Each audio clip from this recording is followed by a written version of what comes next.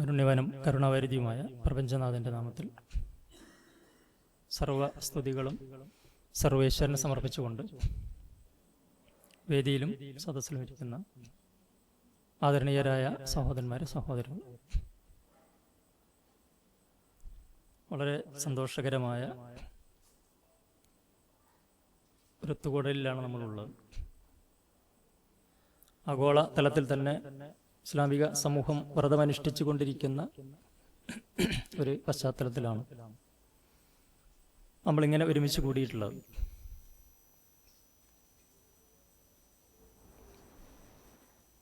വ്രതവുമായി ബന്ധപ്പെട്ടുകൊണ്ട്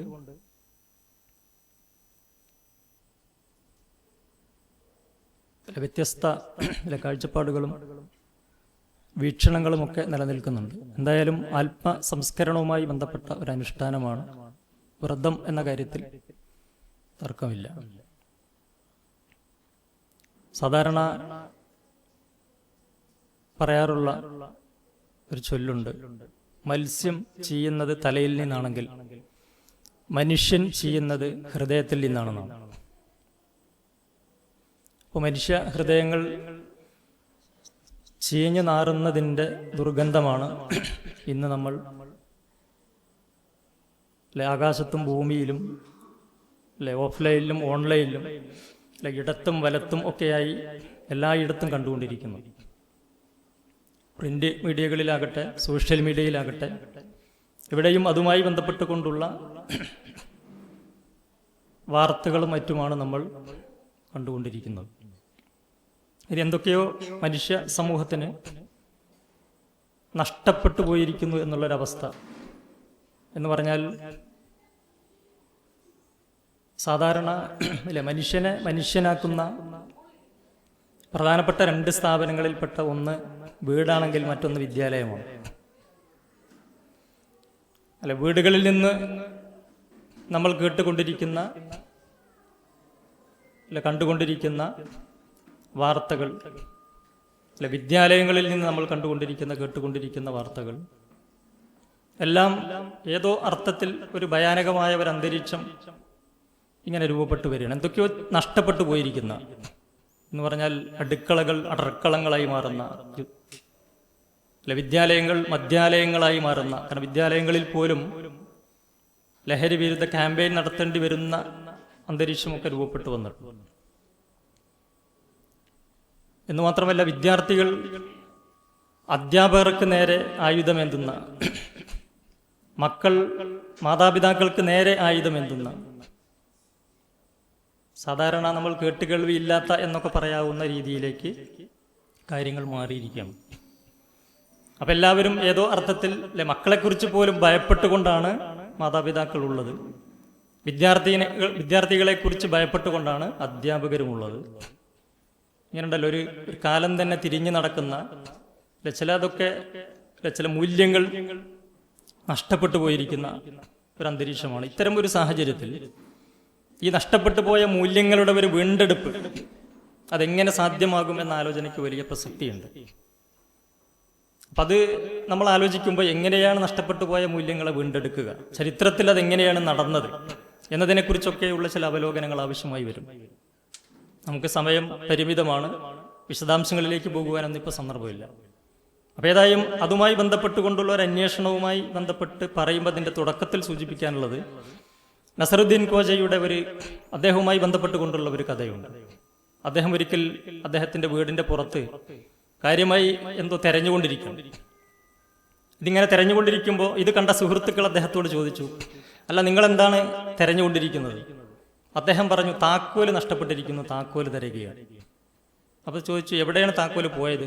അപ്പോൾ അദ്ദേഹം പറഞ്ഞു, താക്കോല് പോയത് വീടിനകത്താണ്. ഈ അകത്ത് പോയ താക്കോൽ എന്താ നിങ്ങൾ പുറത്ത് തിരയുന്നത്? അപ്പോൾ അദ്ദേഹം പറഞ്ഞു, വീടിനകത്ത് വെളിച്ചമില്ല, പുറത്താണ് വെളിച്ചമുള്ളത്. അപ്പോൾ അകത്ത് നഷ്ടപ്പെട്ടു പോയ താക്കോല് പുറത്ത് തിരയുകയാണ്, കാരണം പുറത്താണ് വെളിച്ചം എന്നതുകൊണ്ട്. ഈ അബദ്ധമല്ല, അതിനപ്പുറത്ത് അകത്ത് വെളിച്ചം കത്തിക്കുക എന്ന പണിയാണ് നടക്കേണ്ടത്.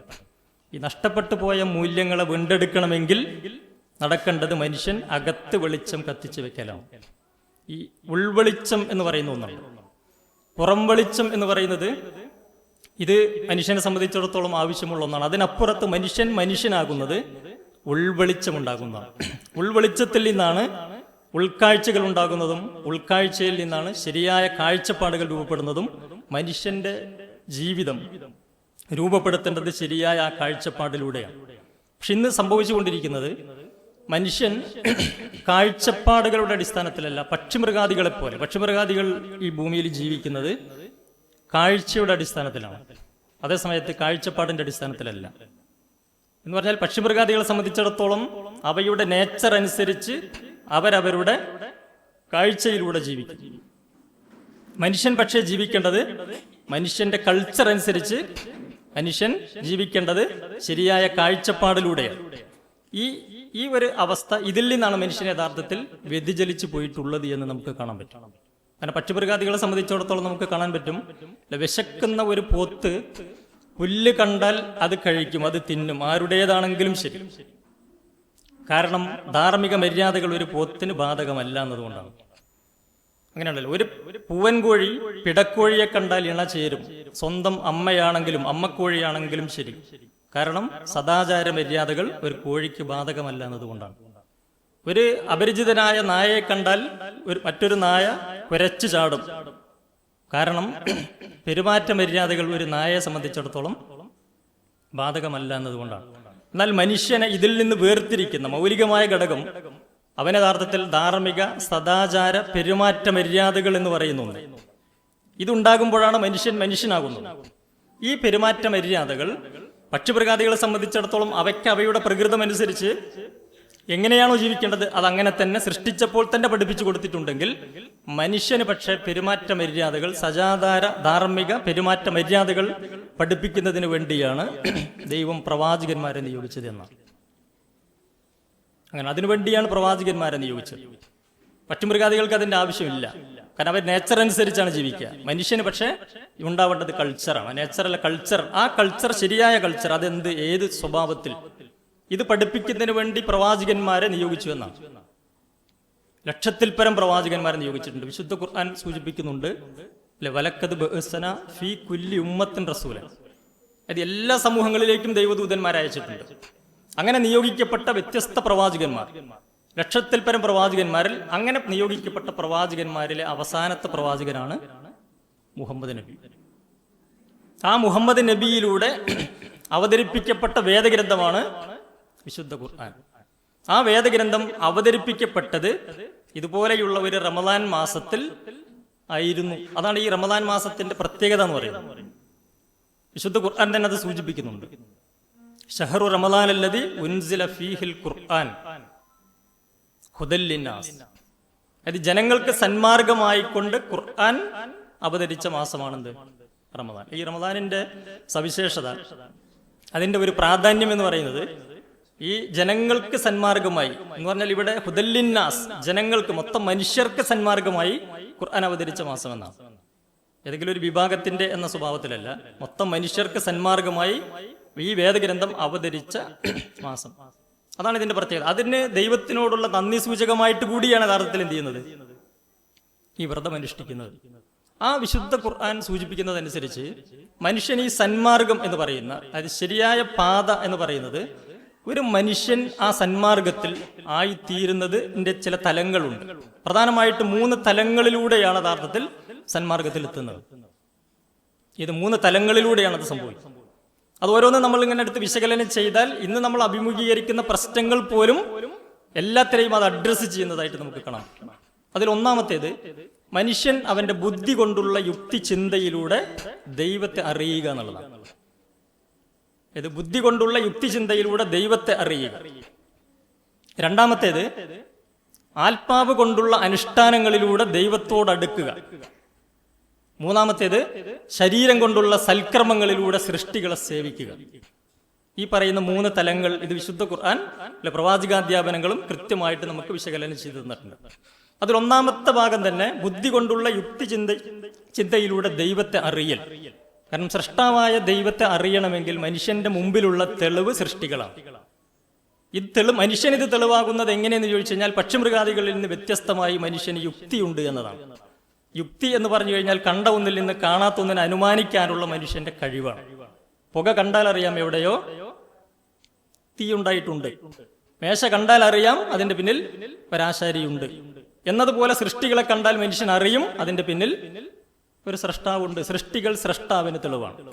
അങ്ങനെയല്ല. അപ്പൊ ആ സ്രഷ്ടാവായ ദൈവത്തെ അറിയണമെങ്കിൽ സൃഷ്ടികളെ നോക്കി സി രാധാകൃഷ്ണൻ അദ്ദേഹത്തിന്റെ പ്രഗത്ഭ സാഹിത്യകാരനും അതോടൊപ്പം ഒരു ശാസ്ത്ര ഗവേഷകനുമാണ്. അദ്ദേഹം ഖുർആൻ പഠനവുമായി ബന്ധപ്പെട്ടുകൊണ്ട് അതിനുശേഷം അദ്ദേഹം ഖുർആനെ കുറിച്ച് എഴുതുമ്പോൾ അദ്ദേഹം സൂചിപ്പിക്കുന്നുണ്ട്, വിശുദ്ധ ഖുർആൻ എനിക്ക് നൽകിയ ഒന്നാമത്തെ പാഠം ഈ ലോകം ഒരു നാഥനില്ല കളരിയല്ല എന്ന കാര്യമാണ് എന്നാണ്.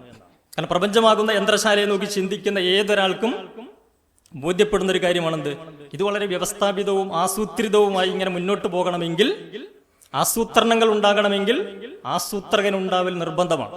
അപ്പൊ ഈ പ്രപഞ്ചത്തിന്റെ പിന്നിൽ ഒരു ആസൂത്രകൻ ഉണ്ടെന്ന കാര്യം ചിന്തിക്കുന്ന ഏതൊരാൾക്കും ബോധ്യപ്പെടും. അല്ല, അതിന്റെ എല്ലാ വിശദാംശങ്ങളിലേക്കൊന്നും പോകാൻ ഇപ്പോൾ സന്ദർഭമില്ല. ഏത് കാര്യങ്ങളും ഈ ആവശ്യമനുസരിച്ച് ക്രമപ്രവൃത്തമായ സ്വഭാവത്തിൽ ചിട്ടപ്പെടുത്തിയിരിക്കുന്നു. ഇപ്പൊ മാതാവിന്റെ ഗർഭാശയത്തിൽ വളർന്നുകൊണ്ടിരിക്കുന്ന ഒരു കുഞ്ഞിന് വെളിച്ചം കടക്കാത്ത ഇരുട്ടറയിൽ കണ്ണുകൾ ഉണ്ടാവും. അല്ലെ, വെളിച്ചം കടക്കാത്ത ഇരുട്ടറയിലാണ് വെളിച്ചത്തിൽ കാണാവുന്ന കണ്ണുകൾ ഉണ്ടാവുന്നത്. ആ കണ്ണ് ഉപയോഗപ്പെടുത്തി ഭൂമിയിൽ ജീവിക്കുമ്പോൾ വെളിച്ചം വേണം. അതിനുള്ള സൂര്യൻ പക്ഷേ അകലെയുണ്ട്. ആ സൂര്യൻ അകലെയുണ്ട് എന്നതുകൊണ്ടല്ല സൂര്യൻ ആകുന്നത്, ഈ ഭൂമിയിൽ നിന്ന് ഒരു നിശ്ചിത അകലത്തിലുണ്ട് എന്നതുകൊണ്ടാണ്. അങ്ങനെയല്ലോ, അതൊരു നിശ്ചിത അകലത്തിലുണ്ട് എന്നതുകൊണ്ടാണ്. വെറുതെ ഒരു സൂര്യൻ ഉണ്ടായതല്ല, അതൊരു നിശ്ചിത അകലത്തിലാണ്. എന്ന് മാത്രമല്ല, കണ്ണുകൾ കൊണ്ടുള്ള കാഴ്ച പോലും അനുഗ്രഹമാകുന്നത് കാണുന്നു, എല്ലാം കാണുന്നു എന്നതുകൊണ്ടല്ല, ചിലത് കാണുന്നില്ല എന്നതുകൊണ്ടുകൂടിയാണ്. എല്ലാം കാണുന്നൊരവസ്ഥ ഉണ്ടായിരുന്നുവെങ്കിൽ നമുക്കിവിടെ ജീവിക്കാൻ കഴിയില്ല.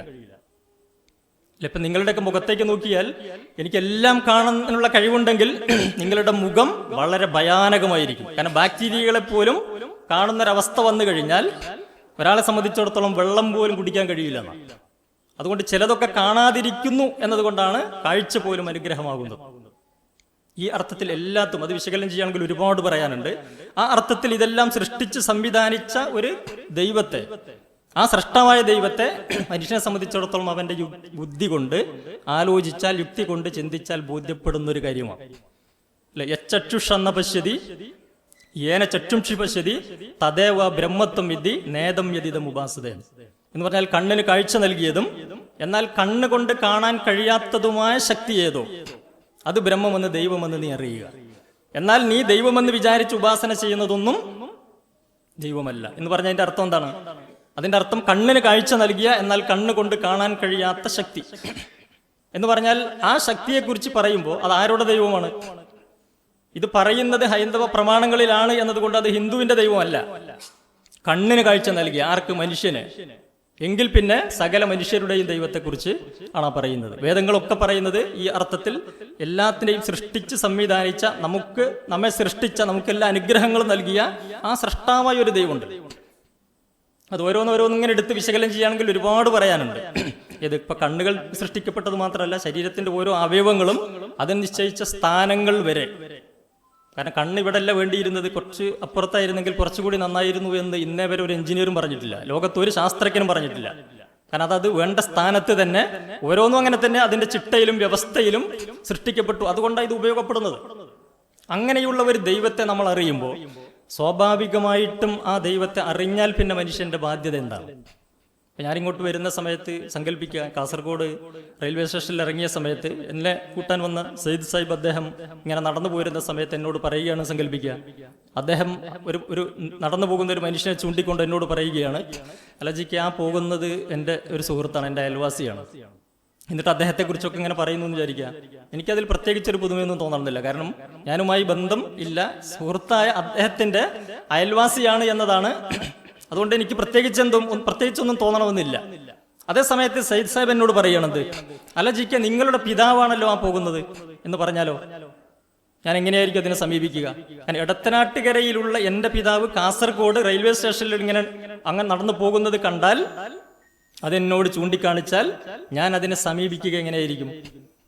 ഈ സുഹൃത്തിനെ കുറിച്ച് പറഞ്ഞതുപോലെയല്ല. കാരണം എൻ്റെ പിതാവാണ്, എടത്തനാട്ടുകരയിലുള്ള എൻ്റെ പിതാവാണ് ഇവിടെ കാസർഗോഡ്. സ്വാഭാവികമായിട്ട് ഞാൻ എന്ത് ചെയ്യും? എൻ്റെ പിതാവിൻ്റെ അടുത്തേക്ക് ഓടിയെടുക്കും. സ്വാഭാവികമാണല്ലോ, ഓടിയെടുക്കും. എന്നിരിക്കെ എൻ്റെ പിതാവിനെയും എന്നെയും സൃഷ്ടിച്ച ദൈവത്തെ അറിയുമ്പോൾ ആ ദൈവത്തിലേക്ക് ഓടിയെടുക്കണ്ടേ? ഈ ദൈവത്തോടടുക്കുക എന്ന് പറയുന്ന ഒന്ന്, അതാണ് ആത്മാവ് കൊണ്ടുള്ള അനുഷ്ഠാനങ്ങളിലൂടെ ദൈവത്തോടടുക്കൽ. അങ്ങനെയല്ല, ആ അതിനോട് നിശ്ചയിക്കപ്പെട്ടതാണ് അനുഷ്ഠാനങ്ങൾ, ദൈവത്തോടടുക്കുന്നതിന് വേണ്ടി നിശ്ചയിക്കപ്പെട്ടതാണ്. കാരണം ദൈവം അദൃശ്യനാണ്. സ്വാഭാവികമായിട്ടും വസ്തുനിഷ്ഠമല്ലാത്തത് കൊണ്ട് മനുഷ്യന് ഉണ്ടല്ലേ എപ്പോഴും ദൈവത്തെക്കുറിച്ചുള്ള ഇത് മനുഷ്യന്റെ ഉള്ളിൽ രൂഢമൂലമാകണമെങ്കിൽ ദൈവസ്മരണ നിർബന്ധമാണ്. ഇതിനു വേണ്ടി നിശ്ചയിക്കപ്പെട്ട അനുഷ്ഠാനങ്ങളിൽ ഏറ്റവും പ്രധാനപ്പെട്ടത് നമസ്കാരമാണ്. അല്ല, 5 നേരത്തെ നമസ്കാരം ഇത് ഉണ്ടല്ലോ, അത് മനുഷ്യാത്മാവിൽ ഉണ്ടാകുന്ന ദൈവബോധം എന്ന് പറയുന്ന, അത് ഹൃദയത്തിൽ ഉണ്ടാകുന്ന വെളിച്ചം എന്ന് പറഞ്ഞാൽ ദൈവബോധം വെളിച്ചമായിട്ട് മാറുക. ഈ വെളിച്ചം 2 തരത്തിലുണ്ട്. അതൊന്ന് ദൈവം സൃഷ്ടിച്ച വെളിച്ചമാണ്. അല്ലാഹു നൂറു സമാവാത്തി വൽ അർള്, എന്നാൽ ആകാശഭൂമികളുടെ വെളിച്ചമാണ് ദൈവം എന്ന് പറയുന്നുണ്ട്. ദൈവം തന്നെ വെളിച്ചമാവുക, അത് ഹൃദയത്തിൽ വെളിച്ചമാകുമ്പോൾ ദൈവം സൃഷ്ടിച്ച വെളിച്ചം കാഴ്ചയ്ക്കുള്ളതാണെങ്കിൽ ദൈവം തന്നെ വെളിച്ചമാകുന്നത് ഉൾക്കാഴ്ചയ്ക്കുള്ളതാണ്. ഈ ഉൾക്കാഴ്ച ഹൃദയത്തിൽ വരുന്നതോടുകൂടിയാണ് മനുഷ്യൻ തിരിച്ചറിവിലേക്ക് വരുന്നത്. അങ്ങനെ അതില്ലാതെ വരുമ്പോഴാണ് യഥാർത്ഥത്തിൽ എന്താകുന്നത്, കാഴ്ചയിലൂടെ ജീവിക്കുന്ന മൃഗങ്ങൾ ഉണ്ടല്ലോ, ഇത് സ്വന്തം ഒരു കോഴിയെ സംബന്ധിച്ചിടത്തോളം അതിന്റെ അമ്മക്കോഴിയാണെങ്കിലും അത് ഇണചേരുന്നതിനെന്തില്ല, കാരണം അത് കാഴ്ചയുടെ അടിസ്ഥാനത്തിലാണ് ജീവിക്കുന്നത്. പക്ഷേ നൊന്ത് പ്രസവിച്ച മാതാവ് ഒരു മനുഷ്യനെ സംബന്ധിച്ചിടത്തോളം ഒരു സ്ത്രീ മാത്രമല്ല, കാഴ്ചയിൽ സ്ത്രീയാണ്. പക്ഷെ അതൊരു സ്ത്രീ മാത്രമല്ല, പിന്നെ എന്തുകൂടിയാണ്, എന്റെ അമ്മ കൂടിയാണ്, എന്റെ ഉമ്മ കൂടിയാണ്.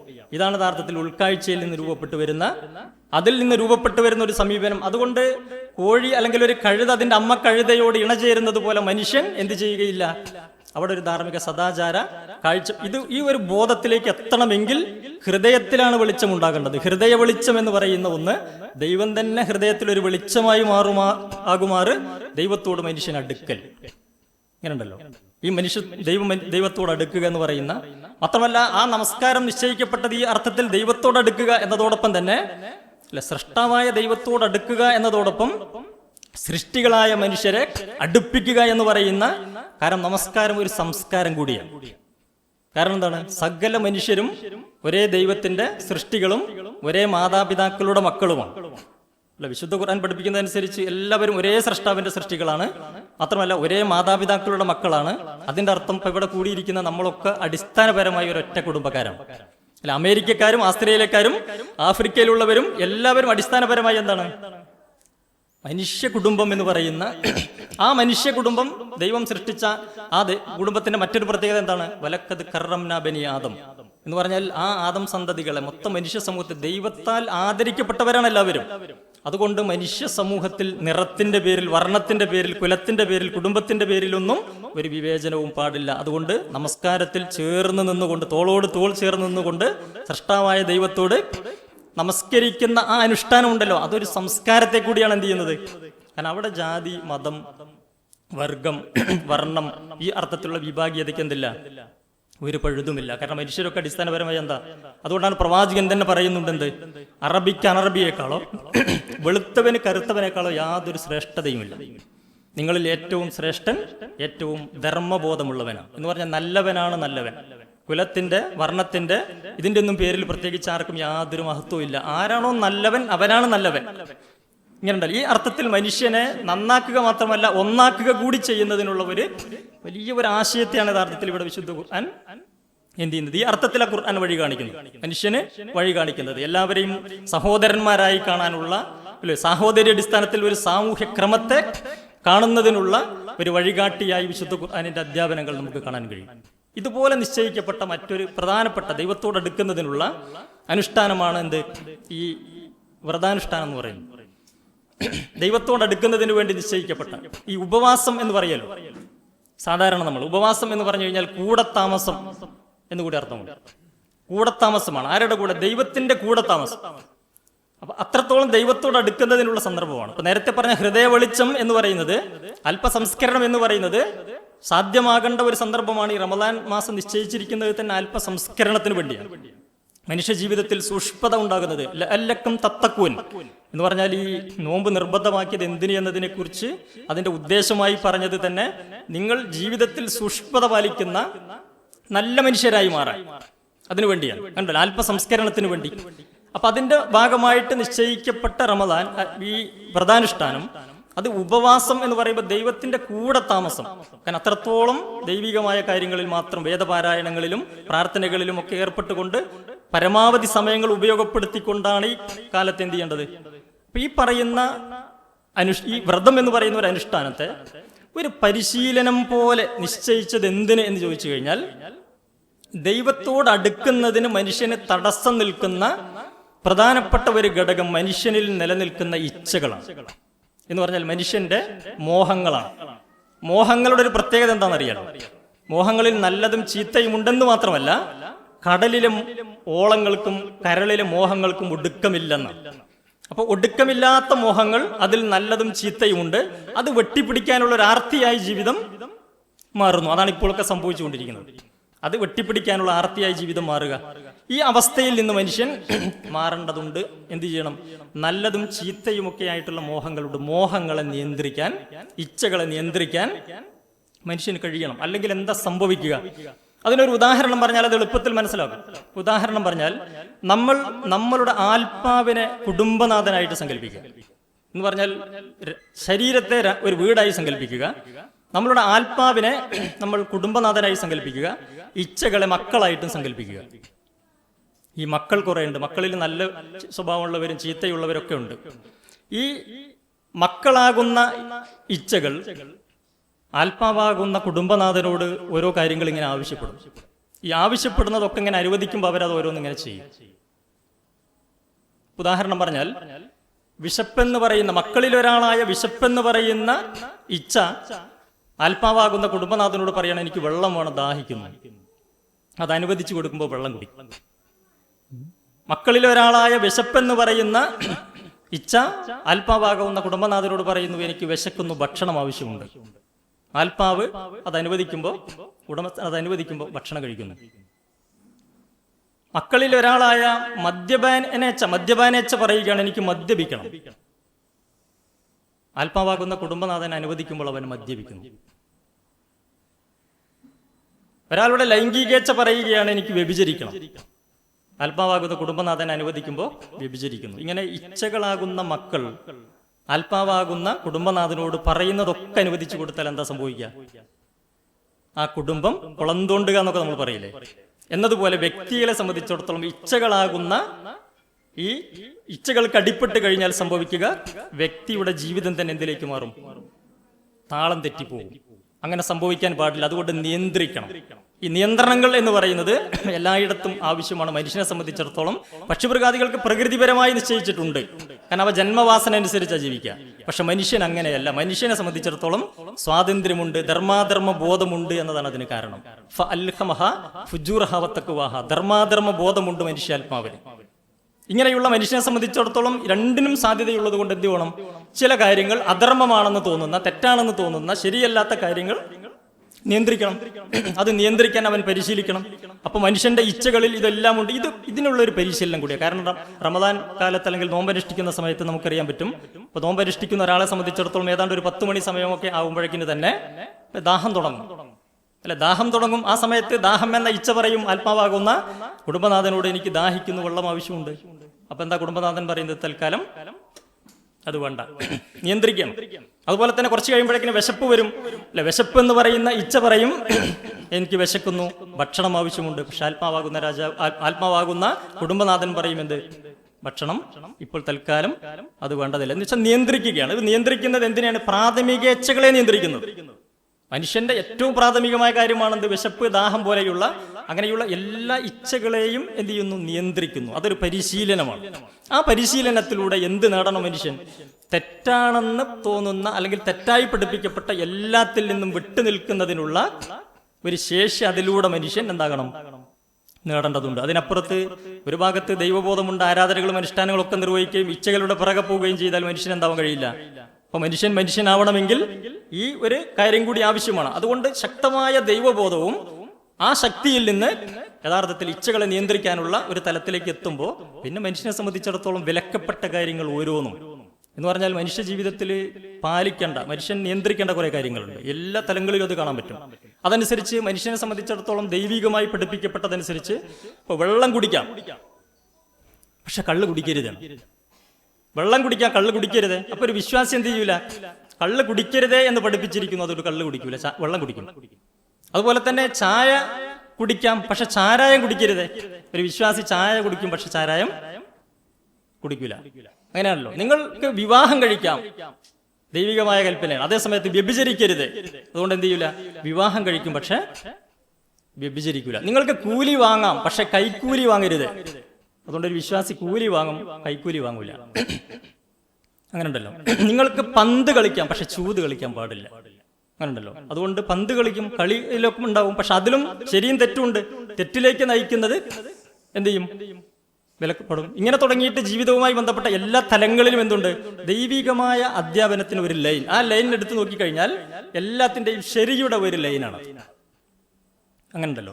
അതനുസരിച്ച് വിദ്യാലയം തുടങ്ങാം, പക്ഷെ വേശ്യാലയം തുടങ്ങാൻ പറ്റൂല. മെഡിക്കൽ ഷോപ്പ് വേണമെങ്കിൽ ആവാം, പക്ഷെ കള്ള് ഷാപ്പ് പറ്റുകയില്ല. ഇങ്ങനെയാണ് എന്ന് പറഞ്ഞാൽ തെറ്റിലേക്ക് മനുഷ്യനെ നയിക്കുന്ന എല്ലാത്തിനെയും ഖുർആൻ വഴി കാട്ടുന്നത് ഇങ്ങനെയാണ്.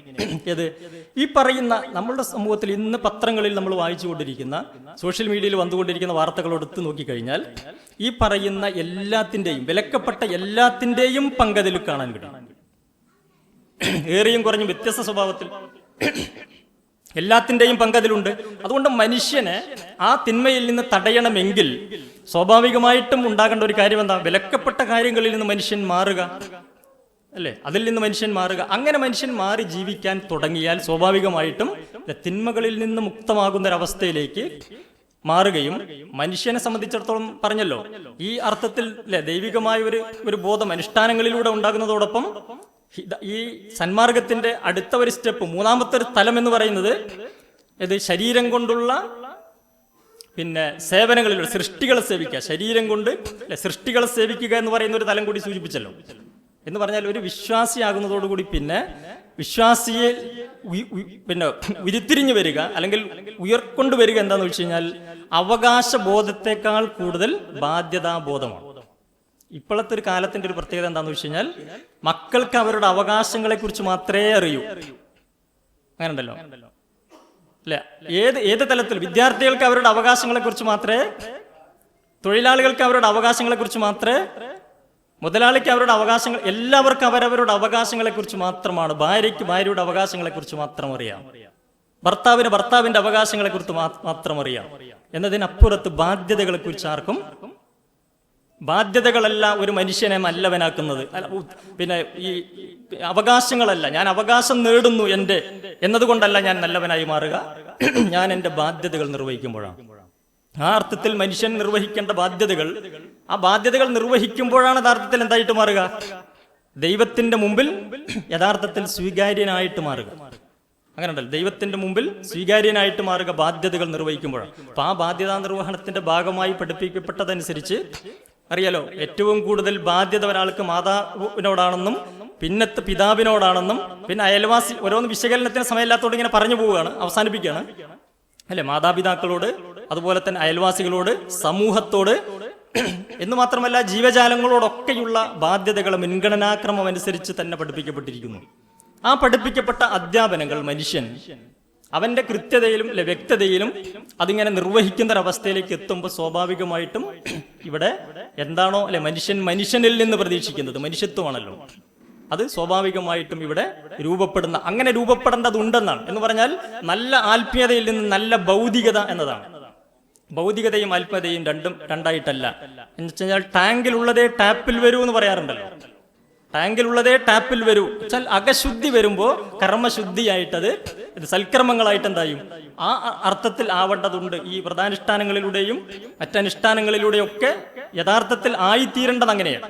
അങ്ങനെ മനുഷ്യൻ അവന്റെ ഉത്തരവാദിത്വങ്ങൾ നിർവഹിക്കുന്നിടത്തേക്ക് ഉയരേണ്ടതുണ്ട്. അങ്ങനെ വരുമ്പോൾ അത് ദൈവത്തിന്റെ പ്രീതിക്ക് കാരണമായി തീരും. അതുകൂടി പറഞ്ഞ് ഞാൻ അവസാനിപ്പിക്കുകയാണ്. എന്ന് പറഞ്ഞാൽ പ്രവാചകൻ ഒരു സന്ദർഭത്തിൽ പറയുന്നുണ്ട്, ഈ ബാധ്യതകളും ഉത്തരവാദിത്വങ്ങളും കടപ്പാടുകളും ഒക്കെ ഇങ്ങനെ പറയുന്നതിന്റെ കൂട്ടത്തിൽ സൂചിപ്പിക്കുന്ന ഒരു കാര്യമാണെന്ത്? മാതാപിതാക്കളുടെ കോപത്തിലാണ് ദൈവത്തിന്റെ കോപം, മാതാപിതാക്കളുടെ പ്രീതിയിലാണ് ദൈവത്തിന്റെ പ്രീതി.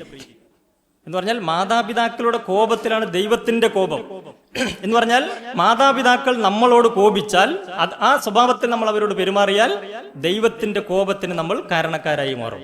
എന്നാൽ നിങ്ങൾക്ക് ദൈവപ്രീതിയാണോ വേണ്ടത് എങ്കിൽ നിങ്ങൾ വെറുതെ നോമ്പ് നോറ്റു അല്ലെങ്കിൽ നമസ്കരിച്ചു ഇതൊന്നും മതിയാവുകയില്ല. അതിൽ നിന്ന് രൂപപ്പെട്ടു വരേണ്ട ഒന്നാണെന്ത്? മാതാപിതാക്കളോടുള്ള ഉത്തരവാദിത്തങ്ങൾ നിർവഹിക്കൽ. അങ്ങനെ മാതാപിതാക്കൾ നിങ്ങളിൽ സംപ്രീതരാണെങ്കിൽ ദൈവവും നിങ്ങളിൽ സംപ്രീതരാവും. അപ്പോഴാണ് ദൈവത്തിന്റെ പ്രീതിക്ക് അർഹരാവും. അങ്ങനെയാണ് ദൈവത്തിന്റെ പ്രീതിക്ക് ഒരു വിശ്വാസി എന്താവുക? അർഹനാവുക. എന്ന് പറഞ്ഞാൽ ഇങ്ങനെയാണ് മനുഷ്യനെ മനുഷ്യനാക്കുക എന്ന് പറയുന്നുണ്ടല്ലോ. അങ്ങനെ മനുഷ്യൻ നല്ല മനുഷ്യനായി ഭൂമിയിൽ ജീവിക്കുകയാണെങ്കിൽ, കാരണം ഈ ഭൂമിയിൽ ഗൗരവത്തോടു കൂടി ചിന്തിക്കാൻ കഴിയുന്ന മനുഷ്യനെ സൃഷ്ടിച്ചിരിക്കുന്നത് ഒരു തമാശയ്ക്ക് വേണ്ടിയല്ല. അതിന്റെ പിന്നിൽ വലിയ എന്തുണ്ട്? കാരണം നമ്മൾ ചെയ്യുന്ന എല്ലാ കർമ്മങ്ങൾക്കും നമ്മൾ ഉത്തരവാദികളാണ്. ഉത്തരവാദിത്തോടു കൂടിയ കർമ്മം ചെയ്യുന്നു. ഈ കർമ്മങ്ങൾക്കൊക്കെ എന്തുണ്ട്? ഒരു ഭൗതിക തലവുമുണ്ട്, ഒരു ധാർമ്മിക തലവുമുണ്ട്. അതുകൊണ്ട് ഈ രണ്ട് തലങ്ങളുള്ള മനുഷ്യൻ ചെയ്യുന്ന കർമ്മങ്ങൾക്കൊക്കെ എന്തുണ്ട്? അതിൻ്റെതായ ഒരു ഫലം വരാനിരിക്കുന്നുണ്ട്. അത് മരണാനന്തരമാണ് വരാനിരിക്കുന്നത്. എന്ന് പറഞ്ഞാൽ മനുഷ്യന്റെ കർമ്മങ്ങളുടെ പ്രകൃതം അതാണ്. അതനുസരിച്ച് ശക്തനായ ഒരു പോത്ത് ദുർബലനായ ഒരു പോത്തിനെ കുത്തി കൊലപ്പെടുത്തിയാൽ അവിടെ ഒരു വിചാരണയും മറ്റൊന്നുമില്ലല്ലോ. കാരണം എന്താ? പോത്തിന്റെ കർമ്മങ്ങൾക്ക് ഭൗതിക മാനമേ ഉള്ളൂ, ധാർമ്മിക മാനമില്ല. ശക്തനായ ഒരു മനുഷ്യൻ ദുർബലനായ ഒരു മനുഷ്യനെ അന്യായമായി കൊലപ്പെടുത്തിയാലോ വിചാരണ നടക്കും, കുറ്റം തെളിഞ്ഞാൽ ശിക്ഷ നടപ്പിലാക്കും. കാരണം എന്താ?